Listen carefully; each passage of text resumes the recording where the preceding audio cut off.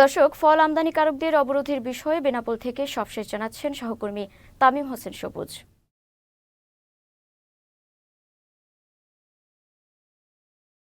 আপনি জানেন যে ভারত থেকে আমদানিকৃত তাজা ফলের উপরে 10% বাড়তি শুল্ক প্রত্যাহারের দাবিতে বেনাপোল স্থল বন্দর দিয়ে আমদানি রপ্তানি বন্ধ রেখেছে এখানকার আমদানিকারক ও Bangladesh fresh foods importers association কর্তৃপক্ষ।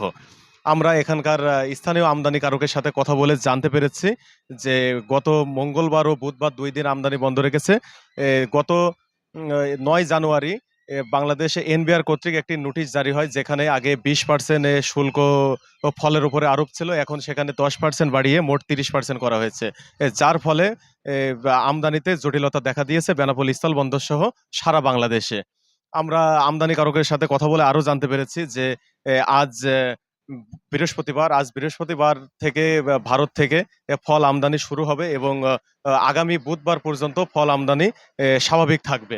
কিন্তু আগামী বৃহস্পতিবারের মধ্যে যদি এই 10% শুল্ক আরোপ প্রত্যাহার না করা হয়, তাহলে আগামী বৃহস্পতিবার থেকে অনির্দিষ্টকালের জন্য কিন্তু আমদানি বন্ধ রাখবে এখানকার আমদানিকারকেরা। আমরা স্থানীয় যে বেনাপোল স্থানীয় বাজার আছে, এখানে যারা ক্রেতা ও বিক্রেতা আছে তাদের সাথে আমরা কথা বলে জানতে পেরেছি যে যে আপেলের কেজি ছিল আগে 180 থেকে 200 টাকা এবং ডালিমের কেজি ছিল 280 থেকে 320 টাকা। সেখানে এখন এই যে 10% ভ্যাট বৃদ্ধি করার কারণে প্রতি কেজিতে 40 থেকে 50 টাকা বৃদ্ধি পেয়েছে, যার ফলে সাধারণ যারা ক্রেতা আছে তাদের নাগালের বাইরে চলে যাচ্ছে এই ফল। আসন্ন যে মাহে রমজান আছে, এই মাহে রমজানকে কেন্দ্র করে যদি ফলের দাম বাড়ানো হয়, তাহলে বাংলাদেশ একটি অস্থিতিশীলতার ভিতরে পড়তে পারে, এমনটি আশা করেছেন এখানকার আমদানিকারক ও সাধারণ জনগণ।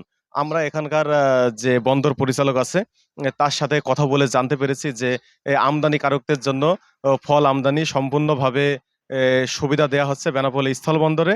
তবে যে ভ্যাট 10% যে ভ্যাটের বিষয় আছে, সেটি শুধুমাত্র সরকার কর্তৃক সেটি ডিসিশন নিতে পারবে। তবে আমদানিকারকরা যদি ফল আমদানি করতে চায়, তাহলে স্থলবন্দর কর্তৃপক্ষের পক্ষ থেকে সম্পূর্ণ ধরনের সুযোগ সুবিধা পেয়ে থাকবেন, এমনটি জানিয়েছেন এখানকার বন্দর পরিচালক। এই ছিল বেনাপোল স্থলবন্দর থেকে সর্বশেষ।